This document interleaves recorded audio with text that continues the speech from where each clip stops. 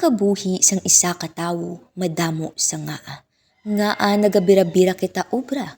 Ngaa nagakasakitan ang aton tagipusoon. Ngaa madamo kita sang pagtilaw sa kabuhi. Kag ngaa may nagakadula sa aton nga mga pinalangga. Ako isa ka maestra, kag nagdako ako sa pigado nga pamilya, kag kami naging Kristohanon, paagi sa pag-Bible study ni Pastor. Ay, ano to, ma? Sunday school? Para saan mo na, mama? Istorya man ta about kay Jesus. Kay Jesus? Nakata? Para simbahan.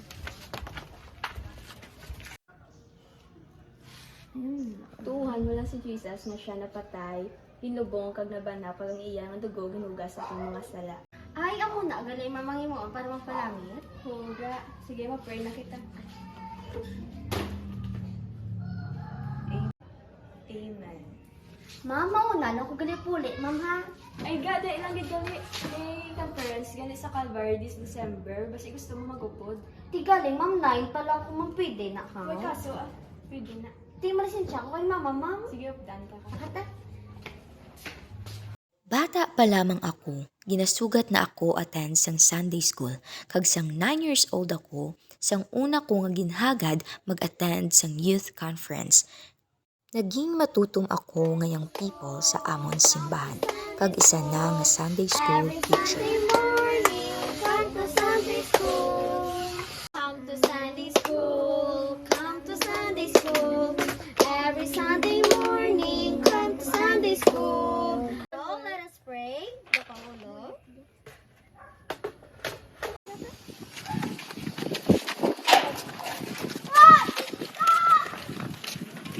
Bugay lamang sang Ginoo nga nakatapos ako sang akon pag-eskwela, kag nakapasar bilang isa ka maestra.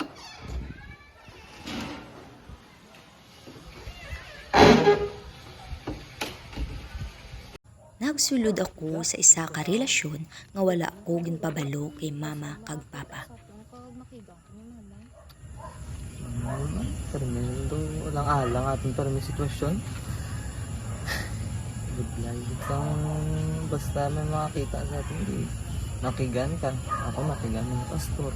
Gani, labinupig lang ko to gani para makagwa to. Sige lang. Nadayaan ako sang akon paghigugma sa iya. Nagabinutig na ako, makaupod ko lang siya. Bisan, Kristohanon pa kami nga duwa. Rex, palanggaon ko. Siyempre, Jay, ikaw lang gid ang palangga ko. Wala na sa iban. Wala pa labis, wala ulang. Ikaw na lang gid. Like, siyempre, alangan, mangita pa ko sa iban. Ara ka lang gid sa akong kabuhi, ginatagas ang ginoo sa ako. Mangita pa ko. Intuon mata ka. Siyempre, hindi ka nakakatabo. Ayan. Basi paparehas ka man sa iba niya, bayaan mo lang ko. Hindi mo pagpaparar ang akong kabilingan kag silay. Manog tatlo na kami katuig ni Rex sang nabalaan nila mama kag ni papa ang amon relasyon. Balo kung ano pa yung sura ipakita ko sa simbahan kag sa akong pamilya. Wala lagi ko gana mag-ministry. Ano ko, balo ko ano yung mukon ko. Gusto ko na lang utdo na akong kabuhi. Galing Ginoo, buligi ako.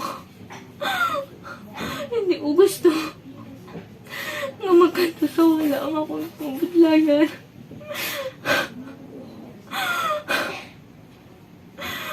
Hindi ako ginuugan o kusog na maging maayo ako nga sampol sa iba ng mga Kristohanon na magpagamit ako gyapon sa inyo pag hindi ako mag-unta sa pagpangalagad.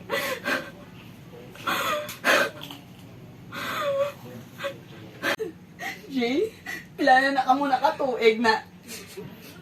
Tatlo nga. Jay, tatlo mong katuig yung butigan na. Wala ka gidrespito kasi bata ka. Magulang ka pa sa mga mangod mo na lang tuwa. Kung ano ang makita nila simong nagabukeg ka. Na ano nakita mo siya, Jay, nga hindi mo isa gusto mo lagan. Palangga ko sa ganima! Palangga na! Nanto mo nabulag ka na sa ministry, tungod siya. Huwag ka na gana mag-ministry. Huwag Huwag ka na gana mag-ministry ni. Anong kulang na mo ni Papa mo nga mo ka na. Ang gabuti ka sa amon, Jay. Wala agad ka panumdum nga magulang ka kung ano to magita sa mangod mo. Gusto nga mo na yung sa mangod mo, mga mangod mo. Wala agad. Wala agad ka panumdum. Wala agad ka panumdum sa amon ni Papa kag di mama mo. Jay. Ba't ako Ginoo? Nasala ako naghimo. Kag, hindi ko gusto nga. At doon na lang ang akong kabuhi at diri. Buligi ako Ginoo nga may gusto ako sa gihapon nga magpadayon. Nga maging isa ka living testimony sa ako nga mga utod kag sa mga Kristohanon. Nag-away kami ni Mama. Nadulaan na ako gana. Pero na-realize ko nga sila ang akon ginubra. Naghibi ako sa Ginoo kag nagpadayon pangalagad sa iya. Tungod balangga ko ang akon pamilya, ginbulagan ko si Rex. Ang tatunta na lang siguro ato na relasyon. Damo nagkakasakitan. Kung buo na mga desisyon mo, sige, mapasugot na lang ko. Palangga ta ka, pero hindi na tanay gusto nga matabo sa tunduwa. So, okay class, our lesson for today is about history. I chose to move on and move forward in life. Kag ginpagamit ko ang akon obra para masugidan kag malabutan ang akon mga estudyante sang kaluwasan. So, before kita mag-end sa ato nga klase, ma-share danoy ako bisan lipot lang gid mo about sa kaluwasan. So, kung mapatay kita, di ayhan makadto ang ato nga kalag. So, kung wala pa ikaw kabalo, dapat subok pa lang tuuhan gid si Jesus Christ nga siya aton nga manluluwas, nga siya napatay, linlubong kag nabanhaw para baydan ang aton nga mga sala. So, gimbaton mo si Jesus? Yes, ma'am. Very good, Zaira. So, may share tani ako sa imo kung okay lang sa imo nga sa Sunday may simba kami sa among church kag kung available ikaw nga pwede gid ikaw ka-attend kay welcome ikaw didto. Sige, ma'am, ama, upod ko sa Sunday. Sige, i-contact ko na ko. Sige. Ma'am, thank you. Good sa kay gininvite mo ko diri sa inyo nga church kag amo na nakapamati gid ko bala sang puno sang Ginoo kag na-decidean kung man bala mga gusto ko gid magpa-baptize. Mayo gid na nga desisyon sa imo kabuhi ga. Gani lang. Kag sang pagpadayon ko paggamit sang akon kabuhi sa Ginoo, nakilala ko ang isa ka mabuot kag tisuyon nga bata sang isa ka pastor paagi man sa akon nga pastor. Day, Ay, gusto naman. Minaga, Day. Jay, akikilit si Engineer Sam, no? Hello. Engineer Sam or si Jay? Jay. Ibang palit sa mga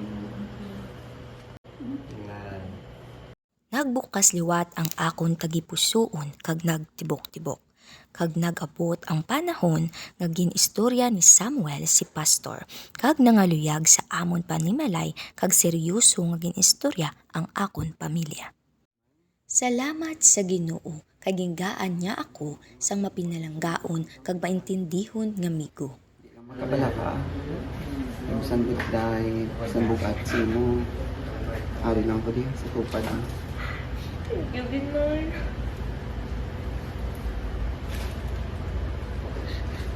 Nadula man sang temprano sa amon si Mama, pero salamat sa Ginoo kay ara si Samuel nga naga-comfort sa akon kaluya. Pagsasubong, malipayon kami nga nagapangalagad sa Ginoo kay madamo pangakalag ang amon lalabuton. Colossians 3:23 And whatsoever you do, do it heartily as to the Lord and not unto men. Madamo man kita sa mga pamangkot kag pagtilaw sa kabuhi, pero tanan may purpose sa Ginoo. To walk